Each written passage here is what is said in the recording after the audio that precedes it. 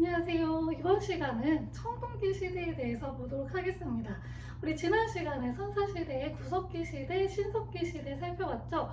자, 그때는 석기, 이렇게 돌로 만든 도구 석기를 사용을 했고 평등한 생활을 했었다라고 이야기를 했어요. 그러한 이제 인간들의 그런 생활에 굉장히 큰 변화가 찾아왔던 게 청동기 시대입니다. 청동기 시대는 말 그대로 청동을 사용했던 시기였겠죠?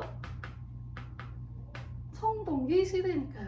청동은 말 그대로 파란 동을 말해요. 청동. 그래서 지금 발굴되는 청동들 보면은 약간 파란색 동이란 느낌이 안 들고 갈색이잖아요. 박물관에서 보면 그게 왜 그러냐면 시간이 오래돼가지고 녹슬고 부식되고 이래가지고 색깔이 변한 거예요.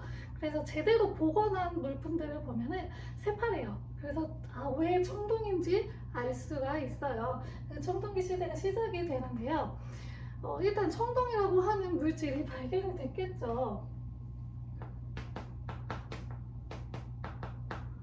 사람들이 막 이런저런 물질을 섞어서 이제 사용을 하다 보니까 청동이라고 하는 물질이 나온 것 같아요. 그래서 청동을 사용하게 됐는데 이 청동은 구하기가 어려웠고 비쌌고 잘 물러 터졌대요. 그래서 농기구로에는 사실 적합하진 않았고 제사용품이라든지 무기 이런 데다가 좀 사용했다고 합니다. 이 청동을 사용했던 시기고요. 이 시기에는 굉장히 큰 변화가 찾아온다고 했죠. 어떤 변화가 있는지 보도록 할게요. 신석기 시대에 농경이 발달을 했다고 했어요. 농경이 청동기 시대 가면은 더 많이 발달을 하게 되겠죠. 그러면서 생산물이 많아지게 됩니다. 생산물이 많아지니까 다 못 먹고 남는 게 발생을 해요. 그것을 잉여 생산물이라고 해요. 남는 생산물이라고 합니다. 그래서 잉여 생산물이라고 하는데 이 잉여 생산물이 바로 사유재산이 되어버려요. 그래서 사유재산의 개념이 생겨나기 시작을 해요. 자, 그러면서 이 사유재산을 많이 가진 부족과 적게 가진 부족이 발생을 하고 많이 가진 사람과 적게 가진 사람이 생겨나게 되겠죠. 그러면서 좀 이렇게 남의 떡이 커 보이고 꼭 이렇게 남이 좀 많이 갖고 있으면 그걸 뺏고 싶어 하는 사람들이 생기잖아요. 그러면서 남의 것을 가져가고 싶은 그런 욕구들이 솟아나게 됩니다. 그러면서 뭐가 등장을 하냐? 요거를 가져오게 되는 전복전쟁이 시작이 돼요. 자, 전복전쟁이죠. 전쟁이에요. 전쟁에는 뭐가 있을까요? 승자와 패자가 있죠. 그래서 이 전복전쟁을 통해서 승자는 지배자가 되고 패자는 피지배자가 되고 지배계층과 피지배계층이 생기는 계급사회가 생겨나게 됩니다. 중요한 개념 두 개 나왔어요. 사유재산, 계급사회 두 가지가 나왔죠. 그래서 계급사회가 시작이 돼서 이 지배계층이 주로 청동을 이제 사용을 한 거고요. 피지배계층이 석기를 여전히 이제 사용을 한 겁니다. 그래서 이제 계급사회가 생겨나게 되었습니다. 또 하나 이 전복전쟁을 통해서 지난 시간에 구석기하고 신석기 시대에 부족 생활을 했다고 했잖아요. 그러니까 한 부족이 다른 부족을 공격을 하면서 먹어버리겠죠. 그러면서 부족이 커져요. 그리고 요 커진 부족이 또 다른 부족을 또 공격을 해서 또 커지겠죠. 그러면서 여러 부족이 같이 한 공동체 안에 속하게 되면서 이때부터 국가라고 하는 개념이 생겨나게 됩니다. 원래는 한 부족끼리만 살았어요. 근데 이 부족들이 여러 부족들이 같은 뭔가 같은 공동체라는 게 생긴 그런 개념이 생긴 거죠. 그거 이제 국가라고 하는 개념이 생겨나게 된 거고 이때의 국가는 우리가 이야기하는 중앙 집권적인 국가가 아니고 연맹왕국이라고 하는 그런 개념의 국가가 생겨나게 돼요. 연맹왕국은 뭐냐? 연맹이 뭐예요? 연맹.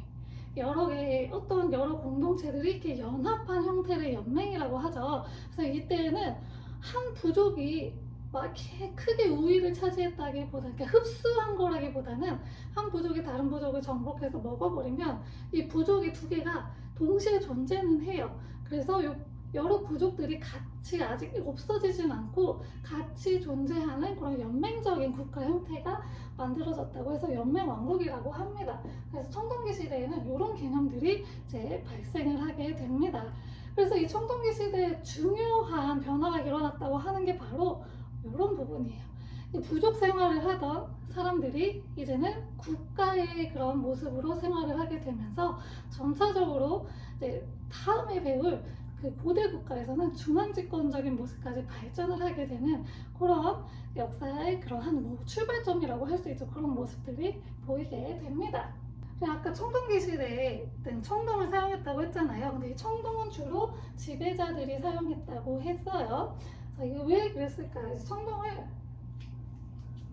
제사용품이나 무기로 사용을 했다고 했는데 이 제사용품에는 왜 청동을 사용했냐? 청동이 되게 가지기 어려운 물건이라고 했잖아요. 그렇기 때문에 좀 귀한 물건이라서 제사에 사용을 했는데 이 제사를 주관하는 그럼 제사장은 누구냐?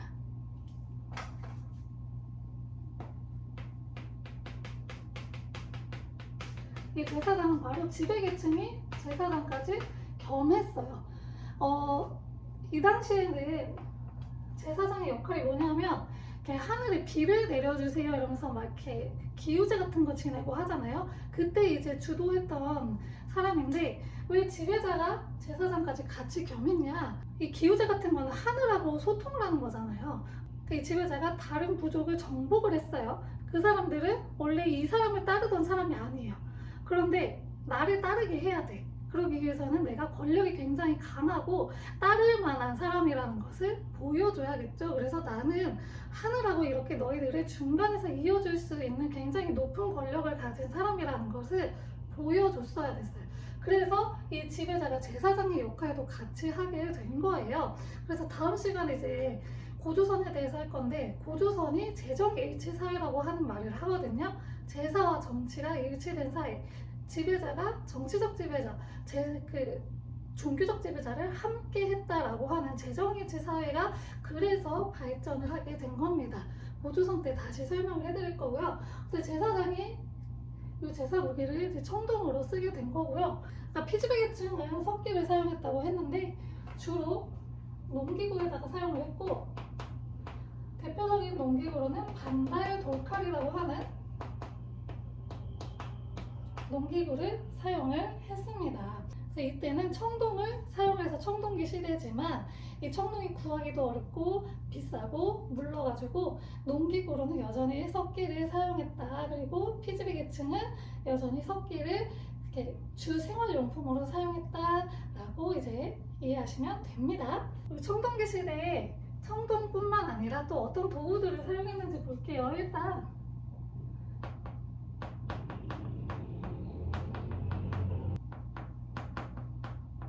미송리식 토기라고 하는 토기라고 했는데 이게 미송리식 토기가 뭐냐면 미송리라고 하는 지역에서 발굴이 돼서 미송리식 토기예요.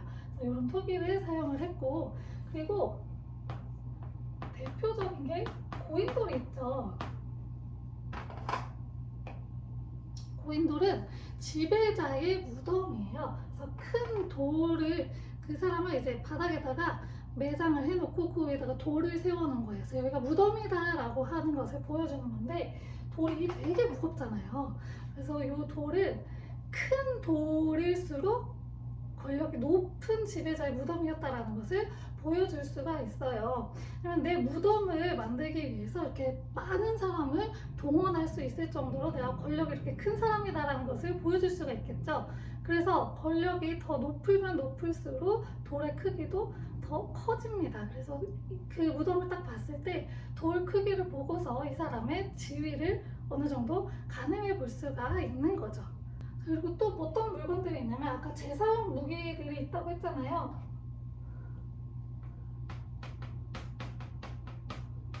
제사용으로 청동, 거울, 청동 방울 이런 그 도구들을 사용을 했고, 무기로는 비파형 동검이 있습니다.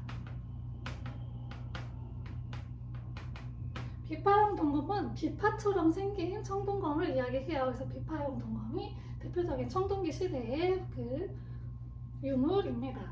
우리나라의 대표적인 청동기 시대의 유적으로는 강화도 고인돌이 있고요. 그리고 거기 있어요. 전북, 전라북도 고창에 고인돌 군이 있어요. 고인돌 되게 많아요, 거기. 그래서 가시면은 진짜 다양한 모양의 고인돌을 또 보실 수가 있어요. 자, 이번 시간에는 이제 대표적으로 청동기 시대에 대해서 살펴봤습니다. 다음 시간에는 이 청동기를 배경으로 등장한 우리나라의 최초의 국가 고조선에 대해서 보도록 하겠습니다. 감사합니다.